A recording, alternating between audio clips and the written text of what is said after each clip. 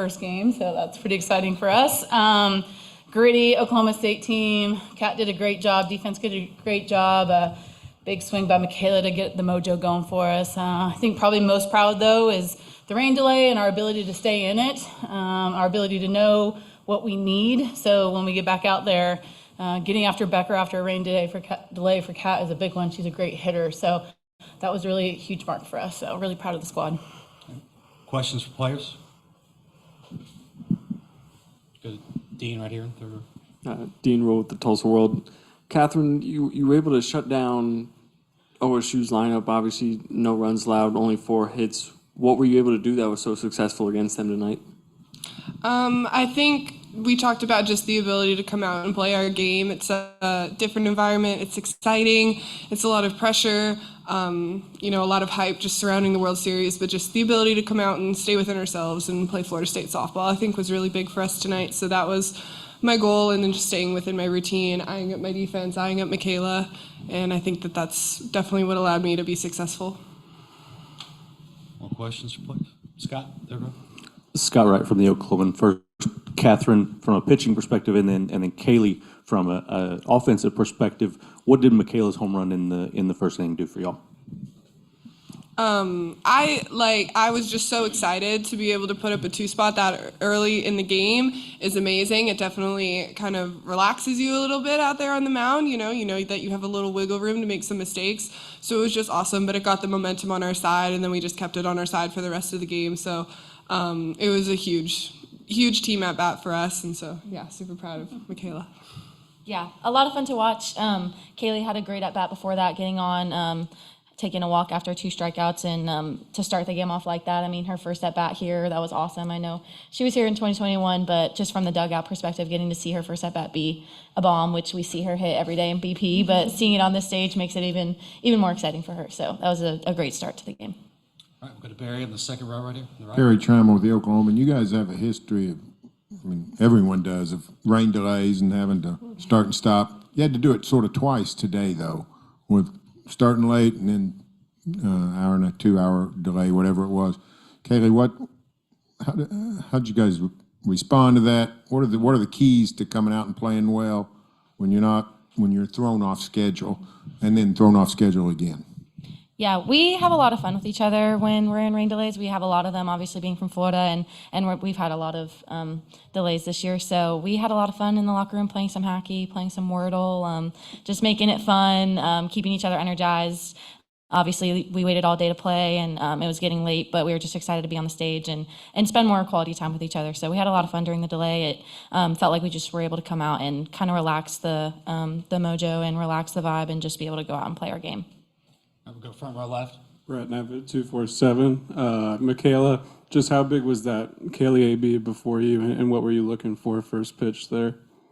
Yeah, I just remember when Kaley held off on that changeup and got the walk, we eyed each other up, just knowing the idea of just being able to pass the bat regardless of how big or small, like it still matters. And we talk about doing the little things and the little things right. And I just knew, I just wanted to get my swing off.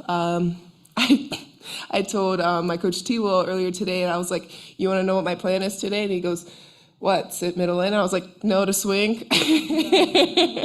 And just really glad I was able to do that for my team. Dave, second row, right?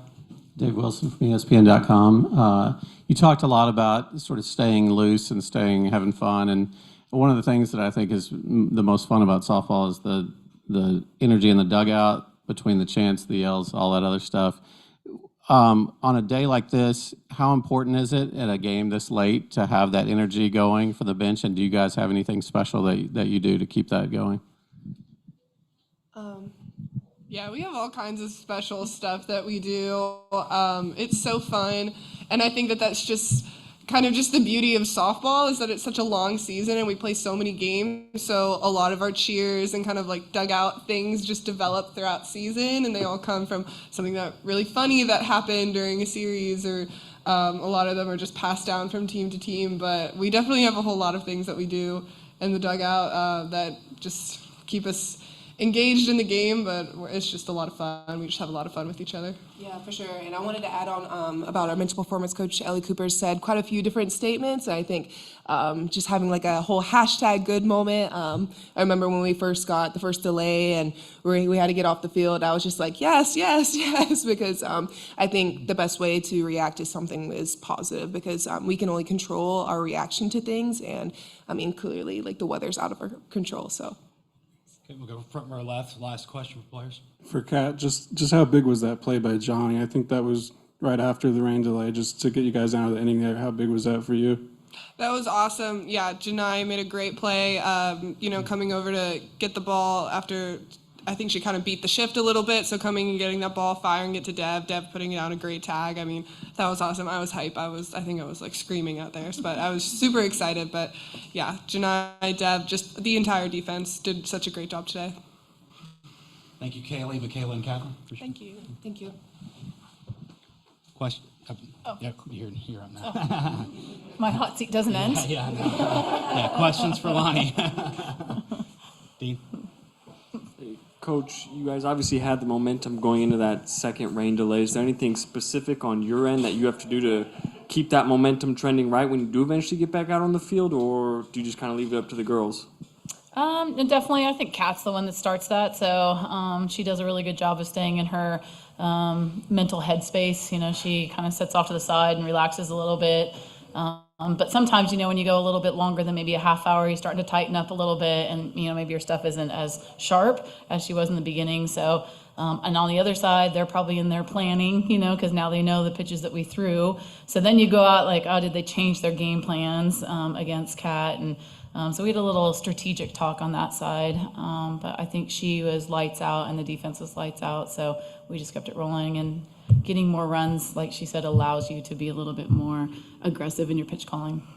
Go to Barry, second row on the right. Barry Trammell with the Oklahoman. Two questions. One, NCAA policy wasn't going to let you play until 2 a.m., like the last time you saw these guys here. But is there a comfort in knowing that no matter when you might start playing, when you're not going to play? And second, when you came back out, OSU went to its number 3 pitcher, and you guys banged around pretty good. Offensively, how did you respond to that pitching change? As for the pitching change, we were lucky enough to be able to come here and play Oklahoma State and Oklahoma in the season. We're so lucky to have the ability to go and play people in their park. So I think that we are a different team than we played them when we were here in the regular season. So just like them, they got to look at all our pitchers and we got to look at theirs. So we knew what Kira had. We knew Maxwell. I mean, they're great pitchers. So for our kids to be a little bit better at their plans at the plate, their maturity really showed up today, and we grew a ton as an offense today. So that was awesome to see, being able to, for Mudge to get that swing off and get under a high velo heavy pitch that Kira throws was pretty awesome. So on that side. And then the first part of the question I forgot. Oh, playing late into the night. I think that our Coaches Association does a really good job of getting together and trying to protect this tournament. We want the best on TV, and I know when Kenny and I 2 years ago were sitting up there knowing that we were going to play the game at midnight till 2 a.m, like we were going to do what we did, but then we got all the coaches behind us to make change. And it's a budget line, and the NCAA has to meet it, but we can see how great this game is. So we just got to keep collaborating as an organization to keep this game growing, and then we get more opportunities to have the best softball on TV and for these girls. Front row left here. You've talked a lot about with this team how it's someone different every game, and it seemed like in every facet today someone else impacted the game. Just how much of a complete team effort did it feel like? Yeah.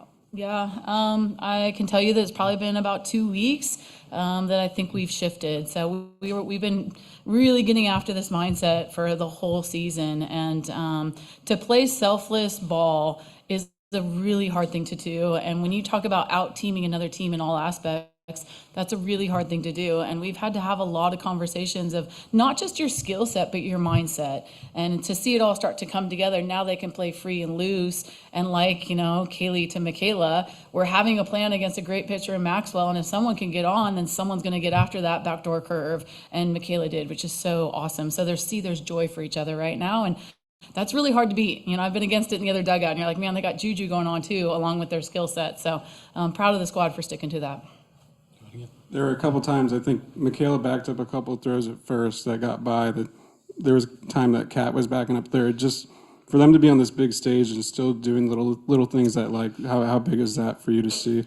Yeah, I mean, that's successful softball at this stage of the game. Like, you have to do the little things. And if you give teams like this inches, they're going to take advantage of it, and big innings start to get away from you. And so we harp on the fundamentals all the time. And it becomes second nature, and it's just what you fall back on. And yeah, it's really pretty to see. As a coach, it's really neat to see. Scott, third row.